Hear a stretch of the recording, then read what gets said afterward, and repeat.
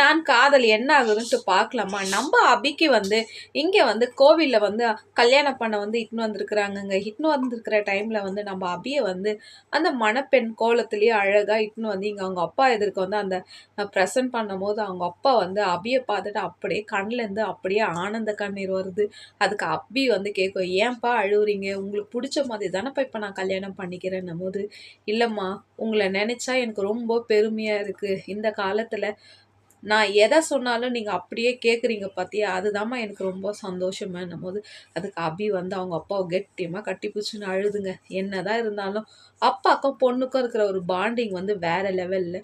இங்க வந்து அவங்க பாட்டி வந்து சொல்லுவாங்க, சீக்கிரம் இட்டுன்னு வந்து பொண்ணை மணவரையில் உட்கார வைன்னும் போது, அப்போ வந்து அங்கே ஐயர் வந்து கேட்பாரு, என்ன இன்னும் பையனையே ஆளை காணோன்னும் போது, அப்பா இந்த பையன் வந்து மற்றவங்களோட குடியை கெடுக்கிறவங்க தாண்டி இந்த முரளி முரளி எங்கே காணோன்ட்டு தேடினே இருக்கும் போது முரளியோட பாட்டி வந்து சொல்லுவாங்க, இவனா எல்லா குடியும் கெடுக்கிறான், இன்னைக்கு வந்து இவனுக்கு கல்யாணம் வேற. ஐயோ இந்த பொண்ணு பாவம் தேவதை மாதிரி இருக்கிறா, இந்த குரங்குக்கு போய் வாக்கப்படுறாங்களேன்ட்டு முரளியோட பாட்டியே வந்து இங்கே கமெண்ட்ஸாக போட்டுன்னு இருக்கிறாங்கங்க.